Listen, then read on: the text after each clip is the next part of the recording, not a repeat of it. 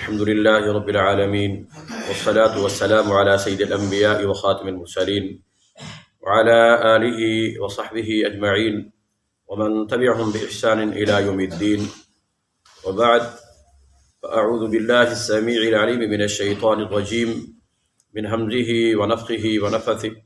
بسم الله الرحمن الرحيم. ومن يلعن الله فلن تجد له نصيرا.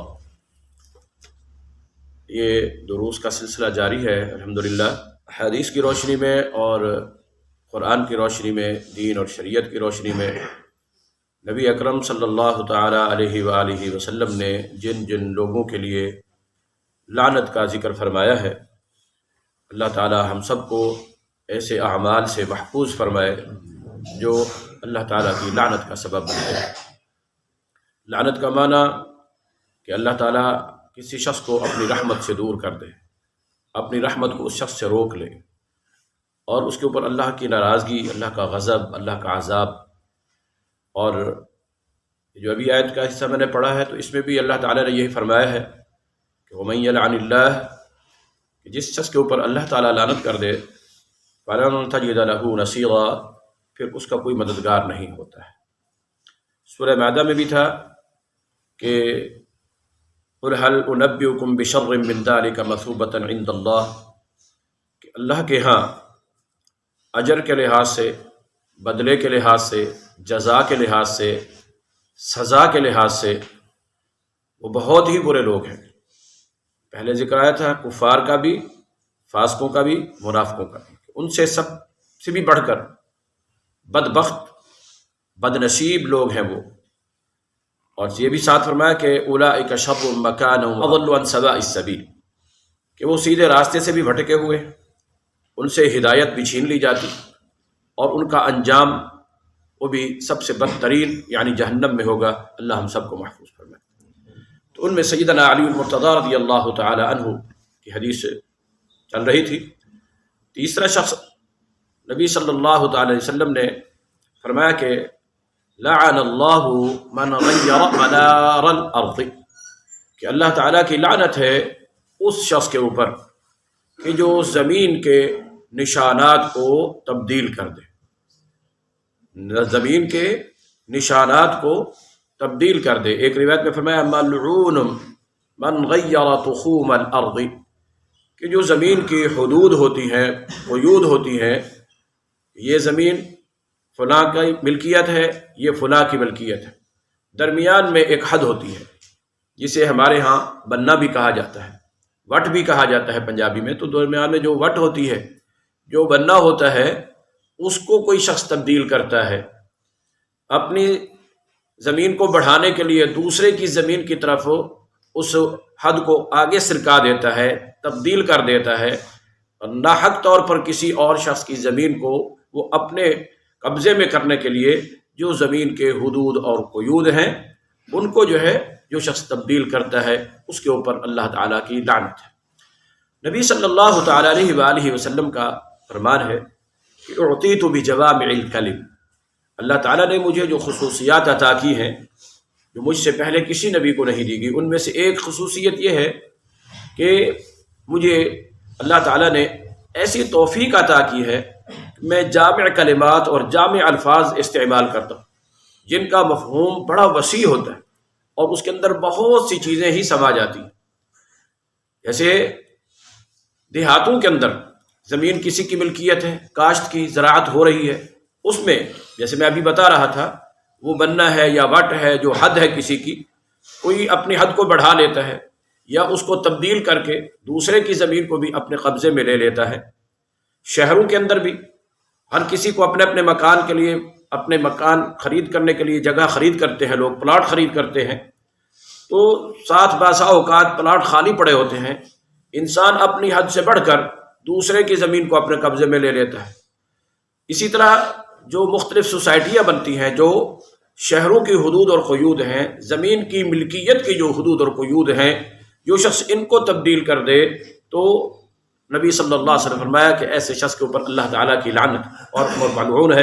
اللہ ہم سب کو محفوظ فرمائے۔ اسی میں ہی محدثین شارحین کرام نے جو مختلف ممالک کی حدود اور قیود ہوتی ہیں. ایک ملک کی حد ہے، پھر اس کے بعد دوسرا ملک شروع ہو جاتا ہے. آج کل جغرافیائی لحاظ سے ویسے تو ابتدائی دور میں ملکوں کی جو صورتحال تھی وہ دو ہی ہوتے تھے، ایک دار الاسلام اور ایک دار الکفر.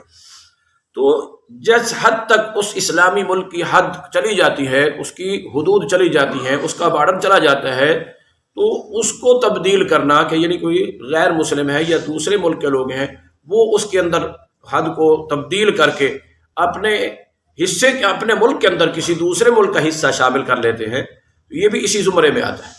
اللہ تعالیٰ ہم سب کو محفوظ فرمائے. دینی اصولوں کی بنا پر، شریعت کے اصولوں کی بنا پر یہ حقوق العباد کے ساتھ اس کا تعلق ہے. اور آپ جانتے ہیں کہ حقوق العباد میں جو اس انداز کی نافرمانی جس کے اوپر بالخصوص نبی صلی اللہ علیہ وسلم نے لعنت کا لفظ بیان کیا ہو، تو وہ کبیرہ جرم اور کبیرہ گناہ کے زمرے میں چلی جاتی ہے. اللہ ہم سب کو محفوظ فرمائے. یہی وجہ ہے اس کے اوپر لعنت ہے. اسی سلسلے میں حدود اور قیود میں مکہ المکرمہ یہ حرم ہے. من المسجد الحرام الى المسجد الاقصی، مسجد الحرام سے مراد بھی محدثین اور مفسرین نے مسجد کی حدود بھی لی ہے، اور مسجد الحرام سے مراد پوری حدود حرم، پوری حدود حرم. تو مکہ کے ارد گرد تک نشانات لگے ہوئے ہیں، یہ حدود حرم ہے. اسی طرح نبی اکرم صلی اللہ تعالی علیہ وآلہ وسلم نے مدینہ کے متعلق بھی بیان فرمایا ہے کہ یہ عیر سے لے کر یہ اس جگہ تک یہ مدینہ جو ہے یہ بھی حرم ہے. وہ ابراہیم علیہ السلام کی دعا سے رب اجعل هذا البلد آمنا، اللہ اس کو امن والا بنا دے، تو اللہ تبارک و تعالی نے ابراہیم علیہ السلام کی دعا کو قبول کرتے ہوئے مکہ کو حرم بنا دیا. اور اس کی حرمت کا تقاضا وہاں پر جو ہے قتل نہیں کرنا ہے، خون نہیں بہانا ہے، حتیٰ کہ شکار نہیں کرنا ہے. وہ حدود حرم کے کانٹوں تک کو بھی، درختوں تک کو بھی، ایسے جنگلی گھاس تک کو بھی نہیں کاٹنا ہے. کسی کی کوئی چیز گر گئی اس کو اٹھانا بھی نہیں ہے. اور اس کی حرمت کا تقاضا وہاں پر گناہ اور برائی اور بے حیائی کے عام کام جو دوسری جگہ پر بھی اگرچہ جائز نہیں ہے، گناہ ہے، مگر حدود حرم میں اگر کوئی ایسا کام کرتا ہے انسان تو جس کی بنا پر حرم کی حرمت کے اوپر زد پڑتی ہے، تو وہ شخص بھی اسی کے زمرے میں آتا ہے. اور اسی طرح نبی صلی اللہ علیہ وسلم نے مسجد نبوی اور مدینہ المنورہ اس کو بھی حرم قرار دیا ہے. اس کی حرمت کو بھی کوئی تبدیل نہیں کر سکتا، اور اس کی حدود جو ہیں جہاں جہاں تک نبی صلی اللہ علیہ وسلم نے ذکر کی ہیں، ان کو کوئی اپنی منشا سے، اپنی مرضی سے تبدیل نہیں کر سکتا. تو لعن اللہ من غیر تخوم الارض، جو زمین کی حدود اور قیود کو تبدیل کر دے، زمین کے نشانات کو تبدیل کر دے. اسی زمرے کے اندر ہم جب ایک شہر سے دوسرے شہر کی طرف سفر کرتے ہوئے جاتے ہیں تو کہیں جو ہے وہ بورڈ لگے ہوئے ہوتے ہیں میل کے، کہیں برجیاں لگی ہوئی ہوتی ہیں کلومیٹر کی. تو ان کو بھی تبدیل کرنا اسی زمرے میں آتا ہے کہ جو مسافت کے یہ معالم ہیں، نشانات ہیں. حتیٰ کہ محدثین اور شارحین نے تو پرانے زمانے میں جو راستے ہوتے تھے، جنگلی پہاڑی قسم کے راستے، اور لوگ جو ہے کوئی نہ کوئی علامت اور نشانی کے طور پر چیز یاد رکھتے تھے ذہن میں کہ یہ راستہ فلاں جگہ پر فلاں چیز آتی ہے، فلاں جگہ فلاں چیز آتی ہے، فلاں جگہ. اب جیسے کوئی شخص کمارا والا چوک سے آتا ہے، ہم اس کو کہتے ہیں جی آگے آئیں گے نا تو آپ جو ہے کھاد فیکٹری، یہ ایک علامت ہے. یہ تو ایک ایسی چیز ہے. مراد یہ ہے کہ راستے میں لگے ہوئے علامات، راستے کے علامات، نشانات راستے کے، اور اس کی مسافت کے جو یہ نشانات ہوتے ہیں، بورڈز ہوتے ہیں یا سنگ میل ہوتے ہیں، پتھر لگے ہوتے ہیں، برجیاں لگی ہوئی ہوتی ہیں، ان کو تبدیل کر دینا. اس کی مثال ہمارے ہاں یوں بھی ملتی ہے. بعض اوقات جا رہے ہیں لاہور لکھا ہوا ہے 250 کلومیٹر، تو بعض اوقات جناب پیچھے سے کسی نے صفر مٹا دی اور وہ بن گیا 25 کلومیٹر. دیکھنے والے خوش ہو گئے، باجی باپ یہ تو لاہور قریب پڑا ہوا ہے، مگر یہ دھوکہ ہے. یہ کیا ہے؟ تو یہ دیہاتی لوگ بچپن میں یا ایسے مذاق کے طور پر بھی ایسا کرتے ہیں. ایسا نہیں کرنا چاہیے کہ جو راستے کی علامات ہیں، راستے کی خاص نشانیاں ہیں جس سے پتہ چلتا ہے کہ یہاں سے یہ راستہ فلاں طرف جاتا ہے، تو ان نشانات کو تبدیل کرنا بھی اسی زمرے میں آتا ہے۔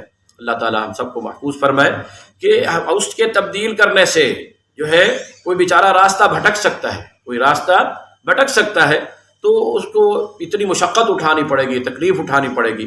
اور اسی طرح اس کے اندر ایسا شخص بھی شامل اور داخل ہے جس سے کسی جگہ کا راستہ پوچھا جائے اور وہ راستہ صحیح نہ بتائے، وہ راستہ صحیح نہ بتائے، ازراہ مذاق یا جان بوجھ کر اس کو غلط راستے پہ لگا دیں، چلو جی یہ چلتا رہے اور اسی طرح ہوتا رہے۔